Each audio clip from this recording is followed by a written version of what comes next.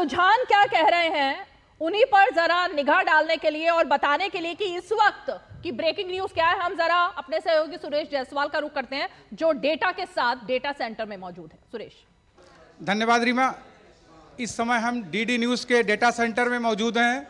DD news ने अपने दर्शकों को पल पल की जानकारी देने के लिए सबसे सटीक, सबसे भरोसेमंद नतीजे जनता तक पहुंचाने के लिए एक डेटा सेंटर बनाया है, जहां हमारे तमाम सहयोगी देश भर से आंकड़ों का सटीक विश्लेषण कर रहे हैं और फिर से आप तक पहुंचाने का पूरा प्रयास कर रहे हैं।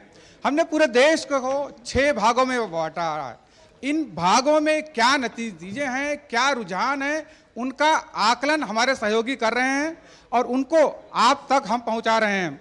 हमारे तमाम सहयोगी देखिए, आप ये बैठे हुए हैं जो आपको राज्यवार ये विश्लेषण देंगे। सबसे पहले हमारे सहयोगी पंकज तिवारी हैं जो आपको पश्चिम क्षेत्र का डाटा बताएंगे। पंकज, पश्चिम में क्या राज्यों में क्या अपडेट है इस समय? सुरेश, पश्चिम में 103 सीटें हैं कुल, और जो मेरे पास टैली है उसमें आप देख सकते हैं कि भारतीय जनता पार्टी को 40 सीटें मिल रही हैं, कांग्रेस को 17, शिवसेना को 6, शिवसेना उद्धव बाला साहब ठाकरे को 5 और इंडिपेंडेंट को 2 और एनसीपी शरद पवार को 1 सीट मिल रही है। सुरेश, ये मेरे पास अपडेट है। और गुजरात में जो 21 सीटों पर भाजपा आगे है और 5 सीटों पर कांग्रेस आगे है। और जो केंद्रीय मंत्री हैं, गांधीनगर सीट से अमित शाह आगे चल रहे हैं, पोरबंदर सीट से मनसुख मांडविया आगे चल रहे हैं। यानी गुजरात की बात करें तो बीजेपी को कुछ नुकसान होता नजर आ रहा है। इसके बाद हमारे सहयोगी अतुल जी हैं जो उत्तर भारत पे नजर रखे हुए हैं।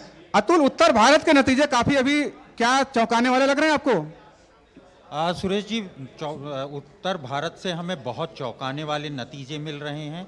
हालांकि इन कुल 126 सीटें हैं उत्तर भारत में, जहां पर हमें मतलब बराबर की फाइट दिख रही है। पिछली बार 96 सीटों पर भाजपा आगे थी, हालांकि अब की बार काफ़ी कठिन दिख रहा है। और उत्तर प्रदेश से हमें लगभग चौंकाने वाले रुझान सामने आ रहे हैं। मैं नतीजे नहीं कहूँगा, ये बदल भी सकते हैं। अभी पहले राउंड की काउंटिंग, लगभग 2 राउंड की काउंटिंग हुई है, तो ये नतीजे कुछ और हो सकते हैं। लेकिन रुझान जो हमें मिल रहे हैं हरियाणा से, हरियाणा में कांग्रेस काफ़ी अच्छा करती हुई दिखाई दे रही है। हरियाणा में कांग्रेस काफ़ी अच्छा करती हुई दिखाई दे रही है। पंजाब में काफ़ी अच्छा करती हुई कांग्रेस, और भाजपा वहाँ पंजाब में कड़ी टक्कर दे रही है। आम आदमी पार्टी को पंजाब से नुकसान हो रहा है, लेकिन उत्तर प्रदेश के आंकड़ों पर हमें नज़र रखनी पड़ेगी क्योंकि वहाँ पल पल नतीजे रुझान बदल रहे हैं। और वीआईपी सीटों की बात करें, स्मृति ईरानी आगे चल रही हैं, रायबरेली से राहुल गांधी आगे चल रहे हैं, और भी कई ऐसी महत्वपूर्ण सीटें हैं जिन पे हम नज़र रखेंगे। तो यूपी में तमाम दिग्गज अपनी अपनी सीटों से तो आगे चल रहे हैं, लेकिन यूपी में एनडीए और एनडीए का बीच लगातार कांटे का मुकाबला बना हुआ है। इस चुनाव में दक्षिण भारत पर सबकी नजर थी, खासतौर पर बीजेपी ने दक्षिण भारत पर बहुत ज्यादा जोर दिया हुआ है। रवि जी हमारे साथ हैं जो दक्षिण पर नजर रखे हुए हैं। रवि जी, क्या कह रहे हैं दक्षिण के नतीजे आपके? सुरेश, देखें, दक्षिण भारत में अगर हम इस बात को देखें तो दक्षिण भारत में बीजेपी को काफ़ी उम्मीद थी, लेकिन जो बीजेपी सबसे ज़्यादा सीटें दक्षिण भारत में जहां से पिछली बार लाई थी, कर्नाटका में, वहां पे जो इंडी गठबंधन है उसको अभी से 10 सीटों की बढ़त है, तो बीजेपी को थोड़ा नुकसान वहां पे है। लेकिन तेलंगाना में बीजेपी ने अपनी बढ़त बनाई हुई है। अभी कुछ देर पहले तमिलनाडु से 1 सीट पर बीजेपी आगे हुई थी, तिरुनेलवेली से, और केरला से 3 सीटों पर आगे हुई थी। हालांकि वो लीड अभी चली गई, लेकिन कहीं ना कहीं अगर हम देखें जो कई राउंड्स की अभी काउंटिंग होनी बाकी है, तो केरला और तमिलनाडु से बीजेपी के लिए अच्छे नतीजे आ सकते हैं, और बाकी कर्नाटक में उसको नुकसान उठाना पड़ रहा है। जी रवि, जैसा कि रवि जी बता रहे हैं कि बीजेपी को दक्षिण भारत से काफ़ी नतीजे उम्मीदें थी, और वो उम्मीद इन मतगणना के रुझानों में साफ दिख रही है। अब हमारे साथ हमारे सहयोगी संतोष हैं जो पंजाब और दिल्ली के नतीजों के बारे में आपको थोड़ा जानकारी देंगे। संतोष, बताइए क्या अपडेट है?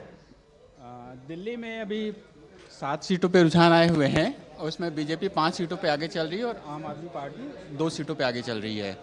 और पंजाब में कांग्रेस काफ़ी अच्छा परफॉर्म कर रही है। और 1 सेकंड रुकिए ना, पंजाब तो उसने बोल लिया था ना, पंजाब पे। हाँ, आप पंजाब तो बता दिया आपने। पंजाब में आम आदमी पार्टी जिस तरह से उतना बेहतर जो नतीजे थे उसको उम्मीद थी वो शायद नहीं हो पा रही है। लेकिन हमारे साथ हमारे सहयोगी अनुभव भी हैं जो आपको मध्य भारत के बारे में बताएंगे।